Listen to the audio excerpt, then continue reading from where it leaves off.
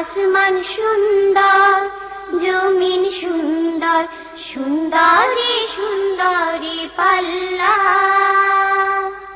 জানি না কত সুন্দর তুমি আল্লাহ। আসসালামু আলাইকুম রাহমাতুল্লাহ। দূরে এবং কাছ থেকে যে যেখানে এই মুহূর্তে বসে আমাদের সাথে আছেন, জীবন জিজ্ঞাসা দেখছেন, সবাইকে 21তম রমজানের শুভেচ্ছা এবং স্বাগতম। প্রিয় দর্শক ভাই বোনেরা, আশা করছি সবাই অনেক ভালো আছেন, সুস্থ আছেন, মহান আল্লাহ রাব্বুল আলামিনকে স্মরণ করা অবস্থায় আছেন। আমরা একটি সপ্তাহ ঘুরে আরও একবার আপনাদের সামনে আসতে পেরেছি এবং এই আসতে পারার পেছনে আল্লাহ রাব্বুল আলামিন যে আমাদেরকে বাঁচিয়ে রেখেছেন, এই জন্য তার দরবারে শুকরিয়া আদায় করছি এবং পড়ছি তার শেখানো শুকরিয়া আদায়ের মহান তাসবিহ আলহামদুলিল্লাহ।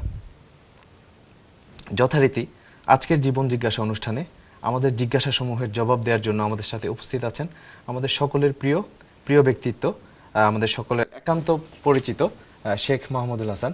আমরা চলে যাচ্ছি শেখের কাছে এবং জেনে নিচ্ছি তার কুশলাদি, তিনি কেমন ছিলেন, কেমন আছেন। আসসালামু আলাইকুম রাহমাতুল্লাহ।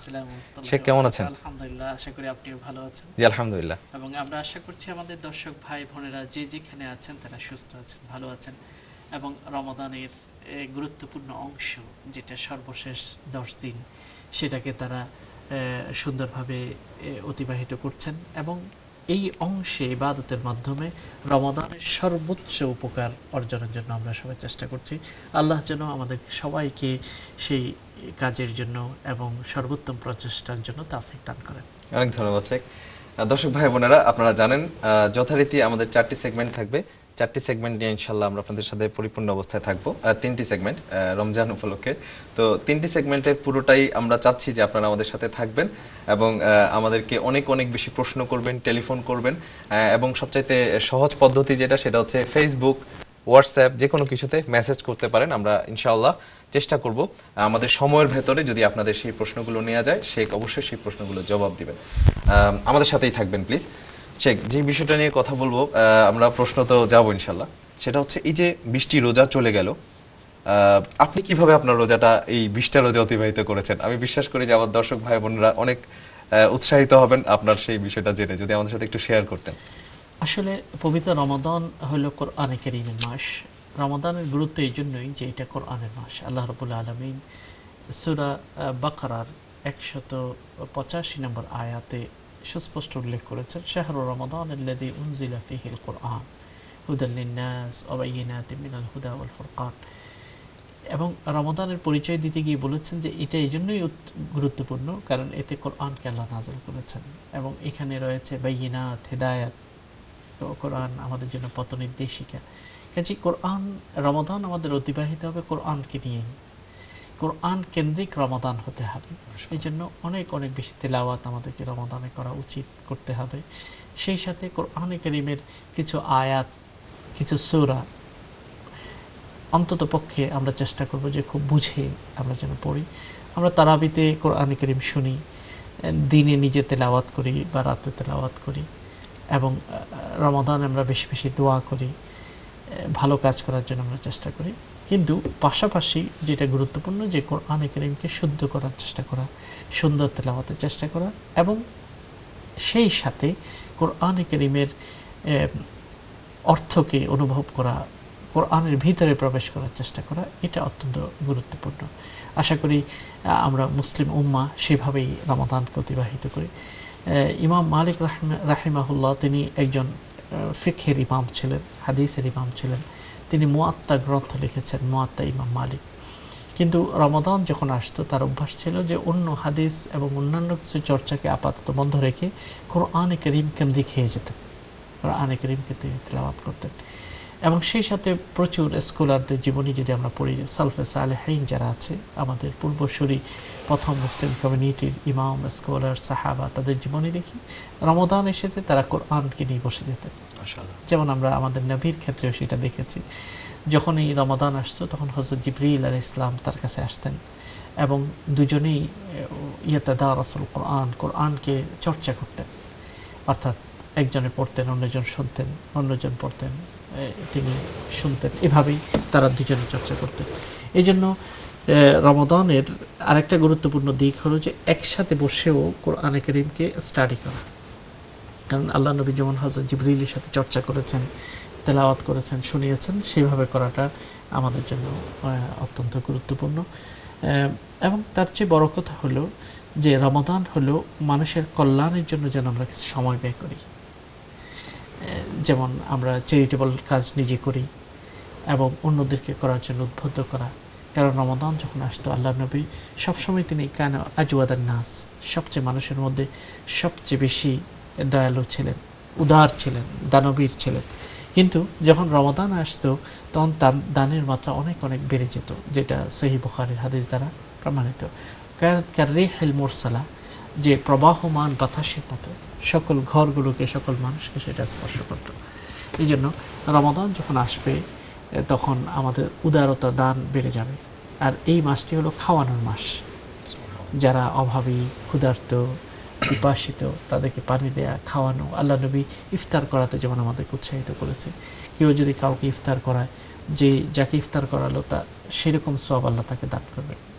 মিন গায়রি আইয়ুন কাসা মিন আজরিহি শাই, তবে যে রোজাদার তার সওয়াবকে কাটানো যাবে না, সেভাবেই কিন্তু ইফতারের সওয়াবগুলো আমরা পেতে পারি। তাহলে উদারতা, মনকে খোলার মাস এবং আল্লাহর সাথে নৈকট্য অর্জনের মাস, কোরআনের সাথে কথা বলার মাস। কোরআন মানে আমরা যখন কোরআন তেলাওয়াত করি তখন এটা হলো যে আল্লাহ আমার সাথে কথা বলছে, আল্লাহর সাথে আমি কথা বলছি, আল্লাহ আমার সাথে। কারণ কোরআনের প্রতিটি শব্দ আপনি যখন তেলাওয়াত করবেন অনেক গল্প আসবে, যেমন আল্লাহ আপনাকে গল্প বর্ণনা করছেন। অনেক নির্দেশ আসবে, মনে হবে আল্লাহ আপনাকে নির্দেশ দিচ্ছেন। অনেক অ্যাডভাইস আসবে, তখন মনে হবে আল্লাহই আপনাকে অ্যাডভাইস দিচ্ছেন। তারপরে একইভাবে অনেক পরামর্শ আসবে, জান্নাত জাহান্নামের কথা আসবে, জান্নাতের জন্য আল্লাহ যেন প্রলুব্ধ করছেন, এবং জাহান্নামের কথা আসবে, মনে হবে জাহান্নামের ব্যাপারে আল্লাহ আপনাকে সতর্ক করছেন। তো কাজেই কোরআন তেলাওয়াতের অর্থ হলো যেন আল্লাহ আমার সাথে কথা বলছে। এবং আমাদের জীবনের বিভিন্ন দিকগুলো আছে, অনেক দুশ্চিন্তা আছে, অনেক অভাব আছে, অনেক মনের ব্যথা আছে। সেগুলো নিয়েও যখন আমরা কোরআন তেলাওয়াত করব তখন আমরা দেখতে পাবো যে কোরআন যেন সেই প্রশ্নগুলোর উত্তর আমাদেরকে দিচ্ছে, আমাদেরকে রাস্তা বাতিয়ে দিচ্ছে। তো এই জন্য রমাদানটা এইভাবেই আমাদের অতিবাহিত হওয়া দরকার। রমাদানের যেই প্রায় আজকে 21তম রমাদান, 22তম রাত শুরু হয়ে যাবে, আমরা 21টি রোজা পার করে ফেলেছি। এখনও আমাদের হাতে আলহামদুলিল্লাহ কিছু সম্পদ রয়ে গেছে, সেটার সর্বোচ্চ ব্যবহারের জন্য আমাদেরকে চেষ্টা করতে হবে। আল্লাহ যেন আমাদের সবাইকে সেই তৌফিক দান করেন। অনেক ধন্যবাদ শেখ। দর্শক ভাই বোনেরা, খুব চমৎকার কিছু কথা শুনলাম শেখের কাছ থেকে। মূলত জানতে চেয়েছিলাম তিনি কিভাবে রোজা অতিক্রম করেছেন গত 20টি রোজা। অবশ্যই আমরা বুঝতে পারছি তার কথা থেকে যে এভাবেই তিনি রোজা অতিক্রম করেছেন, এবং অবশ্যই আমাদের সবাইকে এভাবেই রোজা অতিক্রম করা উচিত। কারণ শেখ খুব চমৎকারভাবে বলেছেন যে আমরা যখন কোরআন তিলাওয়াত করব, কোরআনকে নিয়ে স্টাডি করব, কোরআনকে নিয়ে রিসার্চ করব, তখন মনে হবে যে আল্লাহর সাথে আমাদের ইন্টারেকশন হচ্ছে। কারণ কোরআন এমন কোনো বিষয় নেই, কোরআনে এমন কোনো আয়াত নেই। আল্লাহ রাসূলের একজন সাহাবী আল্লাহ রাসূলকে প্রশ্ন করেছিলেন, হে আল্লাহ রাসূল, কোরআনে কি আমার কথা আছে? তখন আল্লাহ রাসূল কিন্তু জবাব দিয়েছিলেন, হ্যাঁ, কোরআনে তোমার কথাও আছে। তুমি ভালো করে কোরআন পড়ো, তাহলে তুমি তোমাকে পেয়ে যাবে। তা আমার মনে হচ্ছে আল্লাহ দুনিয়াতে এমন কোনো মানুষ নেই, আল্লাহ এমন কোন মানুষকে সৃষ্টি করেননি যার ক্যারেক্টারিস্টিক্স, যার চরিত্রের কোনো বিষয় কোরআনের মধ্যে উল্লেখ নেই। সুবহানাল্লাহ। প্রিয় দর্শক ভাই বোনেরা, এই জন্য এই রোজার যে কতদিন সময় আমরা অতিক্রম করে ফেলেছি, সামান্য আর কিছু সময় আমাদের জন্য বাকি আছে। শেখ বলেছেন যে আমাদের জন্য নিয়ামত, আমাদের জন্য এখনো কিন্তু বাকি আছে। ওই নিয়ামতটাকে ধরে রাখার জন্য যা করা দরকার সেগুলো উনি আমাদেরকে খুব সুন্দরভাবে পরামর্শ দিয়েছেন।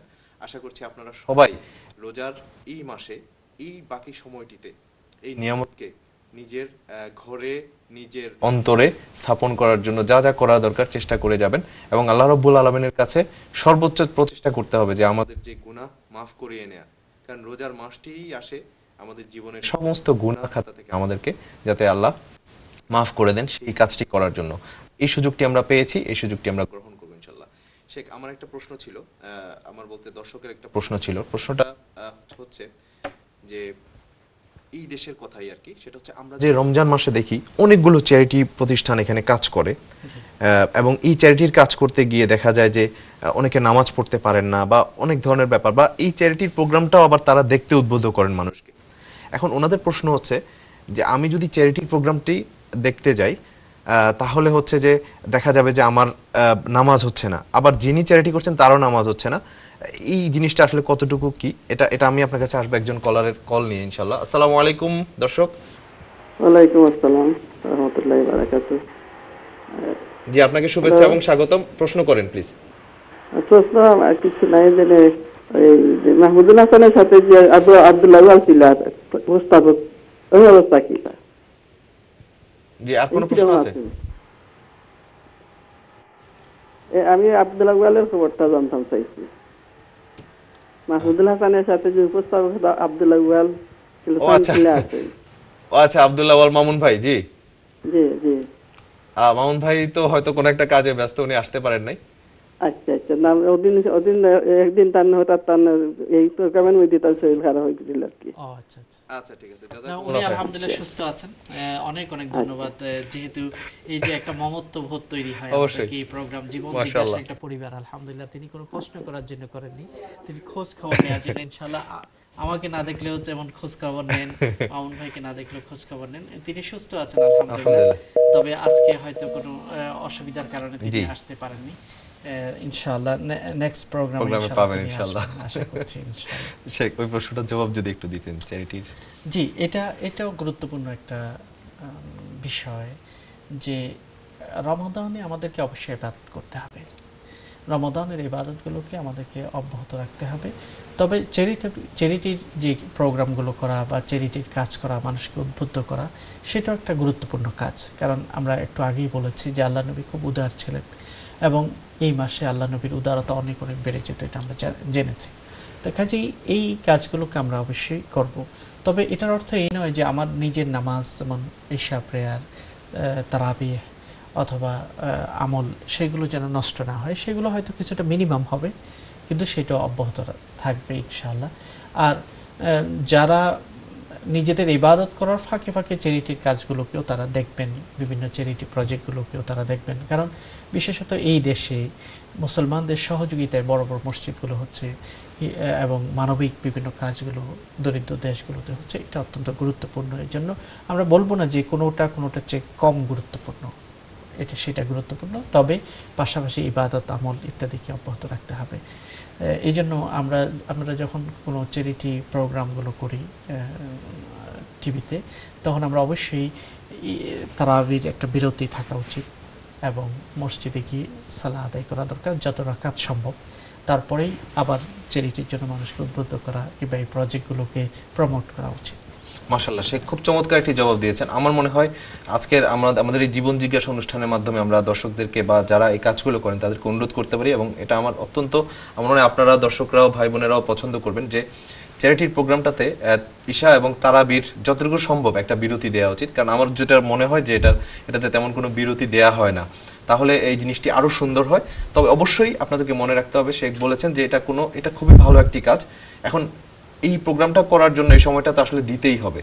তো সময়টা যেহেতু দিতে হবে, আর কোন সময়টা দিবে, এই সময়টাই হচ্ছে বেস্ট সময়। তো সেই জন্য অবশ্যই আল্লাহ রাব্বুল আলামিন, এটা যেহেতু তারা মানবতার কল্যাণে কাজ করছেন, আল্লাহ রাব্বুল আলামিন অবশ্যই এটাকে পছন্দ করে নেবেন এবং অবশ্যই এই জিনিসটি তারা রিওয়ার্ড পাবেন, পুরস্কার পাবেন আল্লাহর কাছ থেকে। দর্শক ভাই বোনেরা, আমাদের সাথেই থাকবেন ইনশাআল্লাহ। আমরা আসছি একটি বিজ্ঞাপন বিরতি থেকে।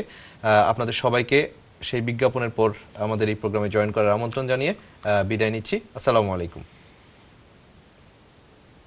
আসমান সুন্দর, জমিন সুন্দর, সুন্দরী সুন্দরী পাল্লা, জানি না কত সুন্দর তুমি আল্লাহ।